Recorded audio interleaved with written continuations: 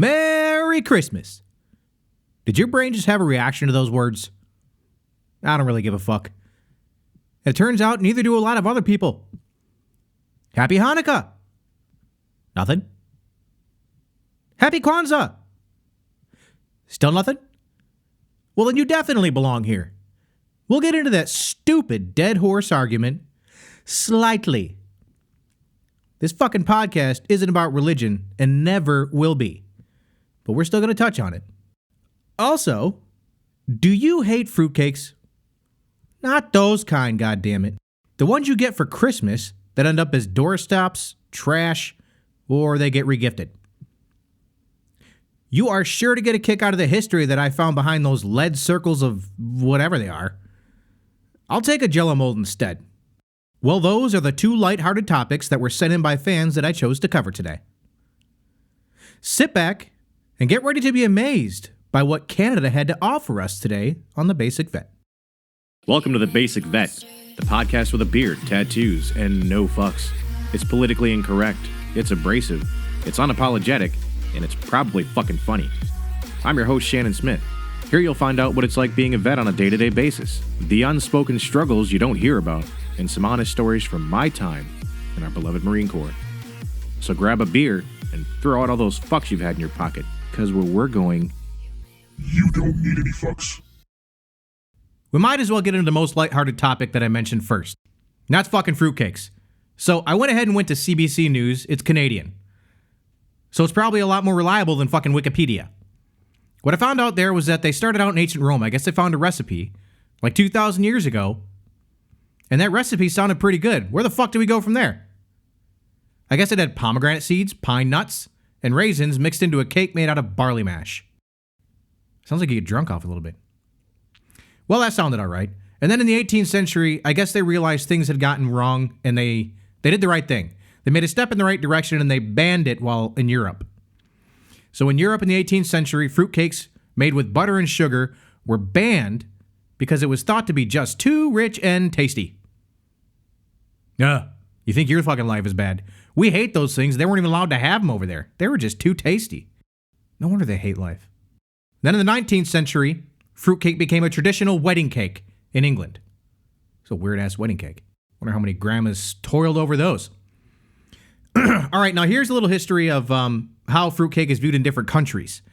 Now in Germany, fruitcake is called Stollen and has powdered sugar on top. Italy has panforte or panettone. Poland and Bulgaria call it keks. Now in the Caribbean, fruitcakes are made with a lot of rum. Well, that makes damn sense. The fruit will soak in rum for months before baking. So it is definitely not a treat for kids, but I want a Caribbean fucking fruitcake. So remember that. Warn your entire family if they're coming over. If they're going to bring a fruitcake, make it a Caribbean version. There you go. I guess you're kind of behind the curve since they got to soak in rum for months, but just cover it in fucking rum. Who cares at this point? All right, so Portugal has the bolo rei. Each cake has one fava bean inside of it. And whoever gets the piece with the bean is supposed to buy the cake next year. Wait a minute, that sounds kind of like a king cake. Well, whatever. A fucking fava bean in a cake? Ugh. All right, well, Vietnam has their own too. It's called Bon Bo Moot, and it's made for the Lunar New Year. So fruitcakes are all over the goddamn place, and they've been around since, 2,000 years ago. Now, here's a little snippet that I found really interesting at the end of that article. And I'm pretty sure whichever Canadian writer made this story was throwing a little shade at us. Or maybe they were just helping us out. I don't know. Anyway, here's a little more history about the fruitcake. And I'm going to read this as verbatim as possible because it's fucking funny. Despite all the history and worldwide popularity, fruitcake isn't everyone's favorite holiday treat. Those cakes can be really heavy. And maybe because fruitcake lasts so long, they often get forgotten or re-gifted, and end up sitting around on shelves. December 27th is National Fruitcake Day. But then a little more than a week later, it's Fruitcake Toss Day on January 7th. Apparently, we got the picture at one point.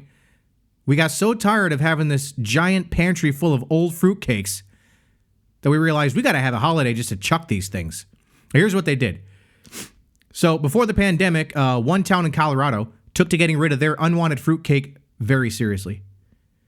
Every year, Manitou Springs has a contest to see who can throw their fruitcakes the farthest and with the greatest accuracy. People built catapults, slingshots, or just hurled the cakes by hand. Now, to make up for all the lost food, everyone competing had to bring a donation to the local food bank. Anything except fruitcake. I myself can't even fucking remember tasting a fruitcake throughout my life, but I do distinctly remember seeing some weird fruit inside of something on a holiday and knowing that it was really dense and heavy. I've got this sinking feeling that maybe my mom dragged me into being a Jehovah's Witness when I was 8 because she was just tired of fucking fruitcakes. She just wanted a break from fruitcakes. That's why she went towards a religion that doesn't celebrate it. I get it now. Makes sense. Now, does fruitcakes seem like it's been a bit of a struggle throughout life for you? It seems to me that fruitcakes, well, they're just unfairly discriminated against. Or not. Either way, I would just tell fruitcakes to suck it up. And that brings us to our next sponsor, who just released some new artwork recently. Does this sound familiar? You signed up for this. This is what you asked for. 0400 hangover runs, barracks cleaning by the numbers, Blue Falcons using you as a step-up. So, what's the problem? Jody got your girl? Does your poor little back hurt? Are your knees sore? Take an ibuprofen. Oh, you're depressed? Take an ibuprofen. You're mad your alcoholic gunny with 7 kids and 3 divorces is telling you how to live your life? Take an ibuprofen and shut your sweet mouth. You better shit some morale and get back and fight. Broken Jarhead. Here when morale is mandatory.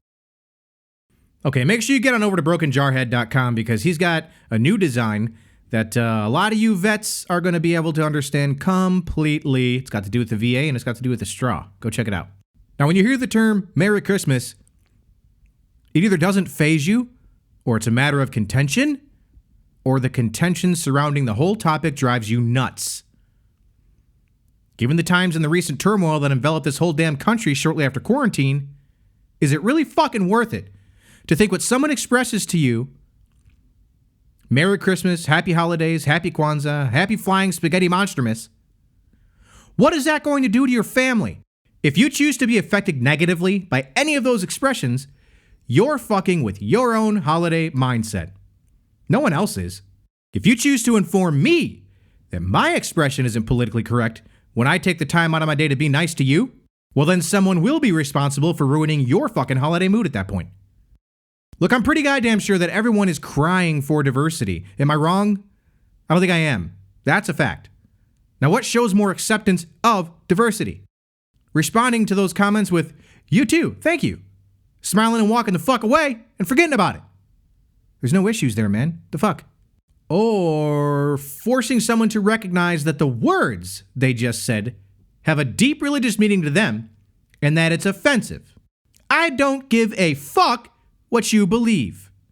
As long as you're not an extremist that's going to try and blow me up, cut women's noses off, or do some other crazy fucking shit, I don't give a fuck what you believe. Go be happy. Say whatever the hell you want to me, as long as you genuinely mean that you'd like me to be happy. And isn't that what it really boils down to? In a way, I'm excited to see what happens with that whole controversy after the 2020 holidays. My wife and I can't spend the holidays with family because of certain restrictions right now. And Christmas is my favorite holiday for spending time with them. If you've been listening, you remember that I was a Jehovah's Witness from 8 until 18. So no Christmases during that whole time. And since I was 8, I even believed at Santa already at this point. I got fucked.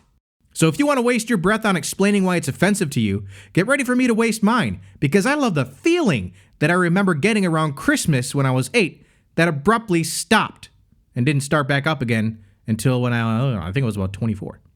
Now that's all I'm going to say about that. Just fucking move on with your life. Smile and enjoy the fact that somebody took the time out of their day to wish you a Merry Christmas, Happy Kwanzaa, or fuck off. As long as you're saying fuck off with a smile, you know it's a joke, well, then you're probably one of us. Now let's move on to some new updates. I recently just went in and checked the social media stats and stuff, and when I started this whole endeavor, I made my first goal as attainable as I thought I could. A low-hanging fruit, if you will. I wanted to get 50 followers on Instagram, 50 followers on Facebook, and on Spotify. It seems like an easy one to do. So, I went and checked out all the stats, and Instagram just jumped to 45 when I checked. Went from 42 to 45 in a few minutes. On Facebook, we've got 34 followers so far. Almost there. But Spotify is the tough one. We're only at 16 on Spotify, and I get it because I listen to a ton of music and podcasts, and I don't hit follow. So that's gonna be the tough one. I'm gonna have to spend more time boosting that one. But even cooler is that I found out we're international at the Basic Vet now. We've got listens in Japan and the United Kingdom. As far as the national level, we're only in the contiguous United States so far. And we're in several states in the U.S. So I'm super fucking excited. I did not expect this to happen so quickly. When I set these very attainable goals, I didn't think that in just under a month, we'd already be there. We're almost done with them. And now it's not me following the page. I'm not doing this and creating all kinds of fucking bot accounts to do it. So I got to thank all you vets and first responders and Leos and civilians and family and friends. And those of you in Japan that found this by accident, I'm assuming. And to that one guy in the UK. He only listened once, so I guess it wasn't for him. But thank you anyway, dude. Now those little things, they keep me coming back to the notebook and keep me motivated. Fuck yeah! Now to the listeners that suggested today's topics, I got to thank you too, because I had a lot of fun looking up the history of those Fruitcakes as told by Canada. You can take that how you want, but man, there's no way I can make that sound unweird. That's it for today's episode, guys, gals, all of yous. Warriors. Now I'll catch you again on Christmas morning when I drop that Christmas morning episode. It's going to be, one of the topics will be on who is Santa. So I'm going to break that open and surely inject some humor in there. But the second topic for that day is still open. So if I don't get any suggestions that click before then, I'm just going to make up something hilarious. All right, guys, thank you so much for coming by, listening, and continuing to listen and sharing and doing whatever it is you're doing because it's working. And I really, really appreciate it. We're getting that message out there. More people are starting to hear it. Let's keep it going. To everyone that listened to this podcast, thank you. Thank you for taking that time out of your day to listen to me bitch, babble, and complain. I really appreciate it. And all of my active duty friends out there, I want to say thank you for signing on that dotted line so that I can continue to enjoy my freedom and be a lazy fucker that just records his voice into a microphone all day and put it on the internet. And to those of you that say, just let it go, I say, fuck you. I'm never letting go of my commitment to excellence. And don't you let it go either. I'm out.